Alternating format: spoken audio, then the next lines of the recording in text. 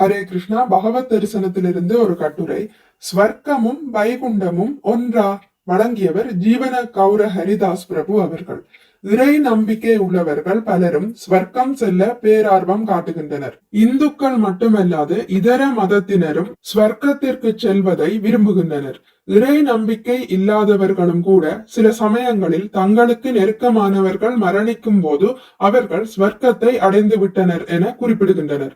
பெருமாள் கோயிலில் உள்ள வைகுண்ட வாசல் அல்லது பரமபத வாசலை ஸ்வர்க்க வாசல் என்று அழைத்து ஸ்வர்க்கத்திற்கு செல்லும் தங்களது ஆர்வத்தை மக்கள் வெளிப்படுத்துகின்றனர். ஸ்வர்க்கத்தை அடைவதே தங்களது வாழ்வின் இலட்சியமாக கருதும் இவர்கள் பௌதிக ஆன்மீக உலகின் தன்மைகளை சற்றேனும் அறிந்து கொள்வது அவசியம். 14 லோகங்கள். நாம் வாழும் இந்த பௌதிக பிரபஞ்சமானது சத்தியலோகம், தபலோகம், ஜனலோகம், மகரலோகம், ஸ்வர்க்கலோகம், புவர்லோகம் என்னும் 6 மேல் லோகங்கள், பூலோகம் என்னும் மத்திய லோகம், அதல விதல சுதல தலாதல மகாதல ரசாதல பாதாள என்னும் 7 கீழ்லோகங்கள் ஆகியவற்றை உள்ளடக்கியதாகும். இவை அனைத்தையும் சேர்த்து மூவுலகம் என்று சாஸ்திரங்கள் அழைக்கின்றன.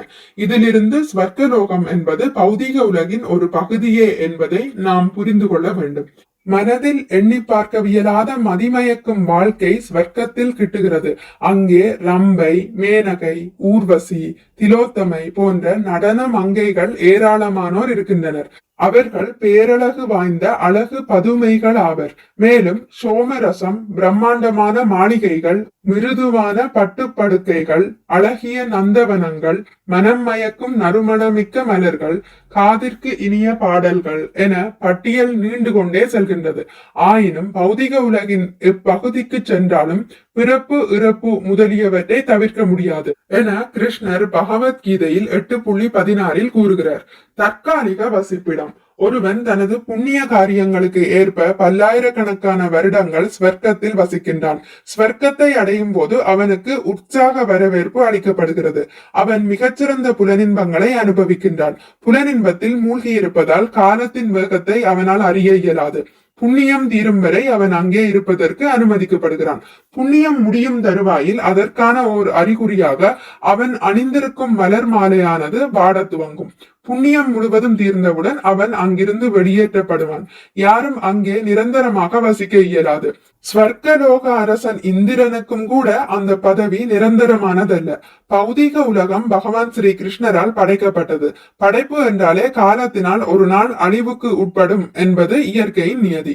ஸ்வர்க்கலோகம் என்பது பௌதிக உலகின் ஒரு சிறு பகுதி என்பதால் பிரளயத்தின் போது அது அழிவுற்றுவிடும். ஸ்வர்க்கலோகத்தின் அபாயங்கள். ஸ்வர்க்கலோகத்திலும் பொறாமை, அரசியல் சூழ்ச்சி முதலியவை காணப்படுகின்றன.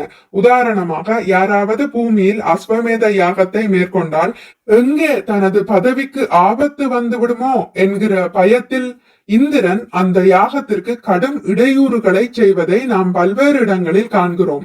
கடுந்தவம் புரியும் முனிவர்களை கண்டாலே இந்திரனுக்கு எங்கே தனது பதவி பறிபோய் விடுமோ என்ற எண்ணத்தில் அவர்களது தவத்தை கலைப்பதற்கு ரம்பை, மேனகை போன்ற நடன மாதர்களை அனுப்பி இடையூறு செய்வது வழக்கம். பிருது மகாராஜர் 100வது அஸ்வமேத யாகத்தை மேற்கொண்ட போது இந்திரன் யாக குதிரையை திருடினான். விஸ்வாமித்திரர் மற்றும் கண்டு முனிவரின் தவத்தை கலைப்பதற்கு நடன மங்கைகளை அனுப்பினான் இந்திரன். இதன் மூலம் ஸ்வர்க்கலோகத்திலும் ஒருவரின் வளர்ச்சி மற்றவர்களுக்கு கலக்கத்தை ஏற்படுத்தும் என்பது தெள்ள தெளிவாகிறது. இவை மட்டுமல்ல, அசுரர்களான ராவணன், ஹிரண்யகசிப்பு போன்றவர்கள் ஸ்வர்க்கத்தை தாக்கும் போது இந்திரனுக்கும் இதர அமைச்சர்களுக்கும் மறைந்து வாழும் அவல நிலை ஏற்படுகிறது. அச்சமயத்தில் இந்திரனின் கௌரவம் முற்றிலும் கேள்விக்குறியாகிறது.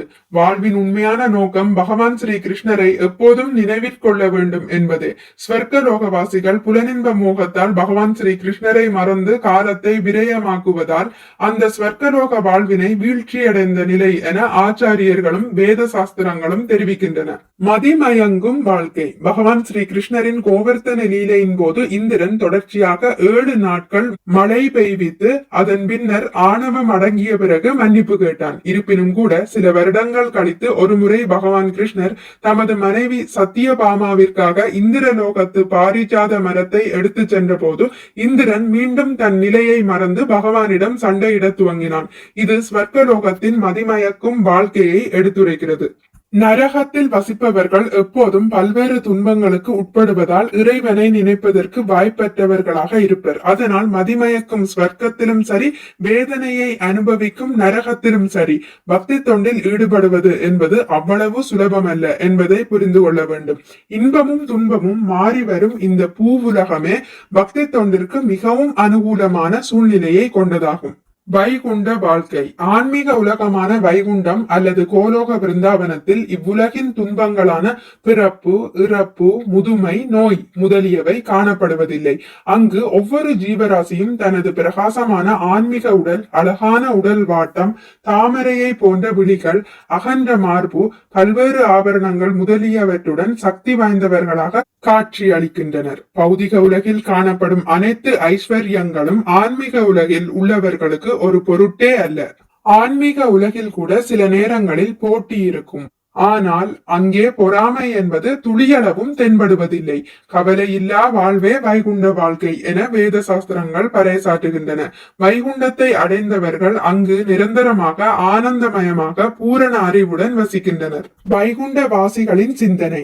ஆன்மீக உலகில் வசிப்பவர்கள் தங்களின் சேவையை முன்னிலைப்படுத்தாது மற்ற பக்தர்களின் சேவையை எப்போதும் பாராட்டிக் கொண்டே இருப்பர். அதனால் கோலோக விருந்தாவனத்தில் பகவான் ஸ்ரீ கிருஷ்ணரின் ஆனந்த சக்தியினால் அனுகூலமான உறவு முறையினால் பக்தர்களின் ஆனந்தம் ஒவ்வொரு நொடியும் அதிகரித்த வண்ணம் உள்ளது.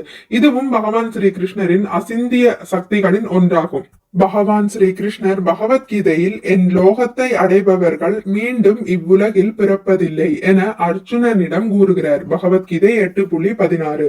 கோலோக விருந்தாவனத்தை அடைந்தவர்கள் கிருஷ்ணரின் மீதான பிரேமையினால் ஒரு நொடியும் அவரை மறப்பதில்லை. இதுவே மனித வாழ்வின் பூரண குறிக்கோளாகும்.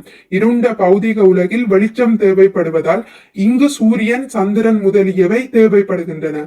ஆன்மீக உலகமான வைகுண்டமோ சுய பிரகாசம் உடையது என்பதால் அங்கே சூரியன், சந்திரன், மின்சாரம் முதலியவை தேவையில்லை. கிருஷ்ண உணர்வு என்பது இடம், சூழ்நிலை, காலத்திற்கு அப்பாற்பட்டதாகும். தூய பக்தரான நாரதர் எப்போதும் பகவத் சேவையில் ஈடுபட்டிருப்பதால் அவருக்கு ஸ்வர்க்கமும் நரகமும் வைகுண்டமும் ஒன்றே ஆகும். புத்திசாலியான கிருஷ்ண பக்தன் ஸ்வர்க்கலோகத்தில் சிறிதும் நாட்டம் கொள்வதில்லை. ஆச்சாரியர்களும் ஸ்வர்க்கலோக வாழ்க்கைக்கு தங்களது சீடர்களை சிறிதளவும் ஊக்குவிப்பதில்லை. ஸ்வர்க்கமும் வைகுண்டமும் ஒன்றா? ஆன்மீக உலகமான வைகுண்டத்தில் உடலும் ஆத்மாவும் ஒன்றே. பெருமாளுக்கு நிரந்தரமாக சேவை செய்ய வைகுண்ட வாசல் அல்லது பரமபத வாசலை அணுக வேண்டும். அவ்வழி பயணம் ஸ்வர்க்கலோகத்தை அடைவதற்கான இலட்சியமல்ல என்பதை உணர வேண்டும். ஸ்வர்க்கலோக வாழ்க்கை என்பது வெறும் கால விரய வாழ்க்கையே என்பதை தெளிவாக புரிந்து கொள்ள வேண்டும். ஸ்வர்க்கத்தில் பகவான் ஸ்ரீ கிருஷ்ணருக்கு நேரடியாக சேவை செய்வது சற்று கடினம். அதனால் 30 தேவர்களும் சைதன்ய மகாபிரபுவின் நாம சங்கீர்த்தனத்தில் பங்கெடுப்பதில் பெரும் ஆர்வத்துடன் காணப்படுகின்றனர். ஸ்வர்க்கலோக வாழ்வினை ஆனந்தமயமான வைகுண்ட வாழ்வுடன் ஒருபோதும் ஒப்பிட இயலாது. ஸ்வர்க்கலோகத்திற்கு எல்லை உண்டு, வைகுண்டத்திற்கு எல்லையே இல்லை. அதாவது விரிந்து கொண்டே செல்லும் தன்மையை கொண்டது. ஆன்மீக உலகில் தென்படுவது மட்டுமே வைகுண்டம் அல்ல. கோயில், பேருந்து, ரயில், மரத்தடி, இல்லம், சாலை என எங்கெல்லாம் பக்தர்கள் ஒன்று கூடி நாம சங்கீர்த்தனம் செய்கிறார்களோ, எங்கெல்லாம் கிருஷ்ணரின் புகழை பாடுகிறார்களோ அவ்விடம் வைகுண்டமாக மாறிவிடுகிறது. எனவே பக்தர்கள் ஸ்வர்க்கலோக ஆசைகளை தவிர்த்து ஆனந்தமயமான வைகுண்டத்தில் கிருஷ்ணருக்கு நிரந்தரமாக சேவை செய்வதிலேயே ஊக்கம் கொள்கின்றனர். மிக்க நன்றி. ஹரே கிருஷ்ணா. உங்களுக்கு இந்த வீடியோ பிடித்திருந்தால் லைக் பண்ணுங்கள், ஷேர் பண்ணுங்கள், சப்ஸ்கிரைப் பண்ணுங்கள். நோட்டிபிகேஷன் பெல்லை அழுத்துவதன் மூலம் அடுத்த பதிவுகள் உங்களை வந்தடையும். பகவான் ஸ்ரீ கிருஷ்ணரை பற்றி கேட்டு மகிழ்வோம். ஹரே கிருஷ்ணா.